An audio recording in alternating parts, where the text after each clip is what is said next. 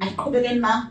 Kepha uma ningabakristu seningabolibo luka Abraham nizindlalifa ngokwesithembiso. Bazalwane, if you belong to Christ, then you are Abraham's seed and heirs according to the promise, according to the act of something. You are the heir. Amen. Then we have an act that says according to the act of the promise, we are Abraham's seed. Akunandaba ukuthi enyameni yangaza lo ubani owenokuthi engenakho ukuthi uma sengikuKristu ngizelwe imbewu kaNkulunkulu, ngizelwe ubaba Abraham, okusho ukuthi mayene inkomo ezingabaleki nami ngingakwazi ukuba nayo. Uma ephi umhlaba nami ngingakwazi ukuba nomhlaba, because ngiphe ngoKristu Jesu. Bazalwane, sathi sizelwe ngaphandle kokhosi. Wafika uJesu wasithenga ngegazi lakhe, sangena ngaphakathi ebukhosini. Nathi bazalwane, sasi kuAbraham ekhuphuke entabeni yonikela ngoIsaac. Sasi kuAbraham ngalesikhathi uvela inqaba ibhajele impondo. Sasi kuAbraham ngalesikhathi ethi I will make you the great nation. Amen.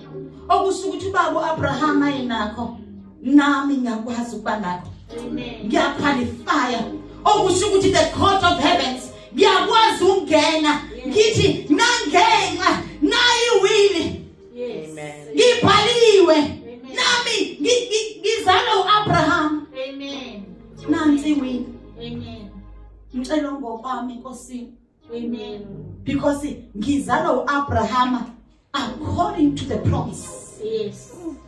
Njengoba uNkulunkulu athembisa uAbraham withdraw amazwi akhe. Kanjani izwi laNkulunkulu bayithi wena uzele uNkulunkulu, wena uyimbewu, kusho ukuthi wawuphakathi kumali layo zikaAbraham. Amen. Whatever belong to Abraham abayiqualify ukuthi bayithole, so now we are qualified ukuthi ithole. Mele understand igunya lesinikeze lona. Yes. Ukuthi sazalwa ngobani bengenakho ukuthi wena uma ukuthi wawuzalwa umuntu ongasakanga istage wena uzosala. Uma wazalwa umuntu ongashadanga wena uzoshada. Amen. Ingakho uma uKristu isidalwa esisha, it's because isoze kunqamuke le yanto ye blood cover in the past kwakho nomndeni wakho. Amen. And then uzelwa kwesithembiso sikaNkulunkulu. Ufuna uAbraham wayenayo lonto. Uma enawo namhlanje unegunya lokuya high court. Uthi ngize high court esezulwini ngegama likaJesu. Baba uAbraham wayeno 1 no 2 no 3 baba nginenkinga ngathi ifala malifika ezandleni zami. Abraham wayigcina imiyalo nami ngayigcina imiyalo. Baba yini engenza ngaqualify?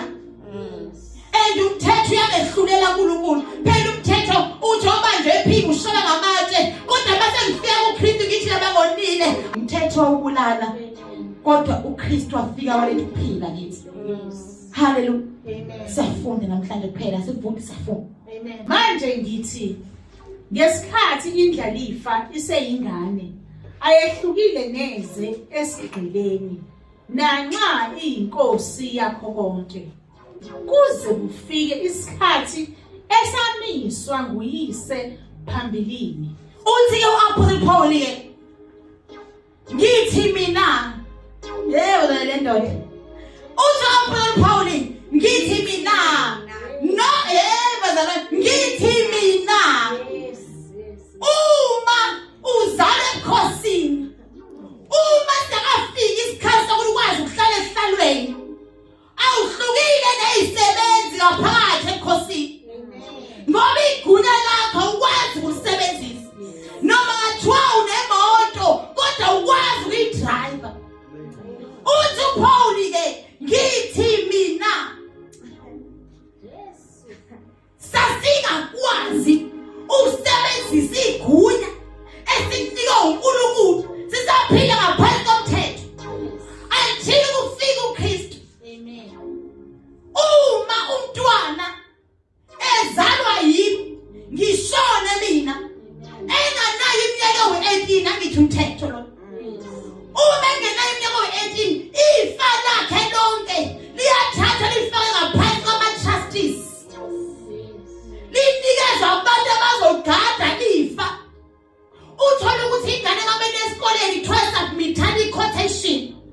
yokuthi malini and bese bayakhokha direct esikoleni ngoba umnikazi wefa akakabi namandla akwazi ukuthinta nokuphatha ifa lakhe ngaphansi komthetho sasinjalo ngaphansi komthetho usethi ke uma uyindlalifa you are subject to the guardians noma usukufundile ukusayina mona 7 years into ithi uzolinda nje ufike ku18 years ufike eminyakeni ukuthi usuyaqualify ukuthi ifa lakho ukwazi ukuyiphathela lo uthi ke uwaphule Paul ngisho njalo ke mina uthi noma ngathiwa uyiphethe yonke istate umphila ngaphansi komthetho awukwazi to acquire izinto zangaphansi until you are of age ebese ke ama trustees usufike lo mnyaka ebese yahlehla kuthiwa mnikezeni ifa lakhe lonke ukuthi ulenzani sengokwakhe wafika uKristu wasikhipha ngaphansi komthetho wafika uKristu wasikhipha ngaphansi wakhipha ngishifa lethu ngaphansi kwama trustees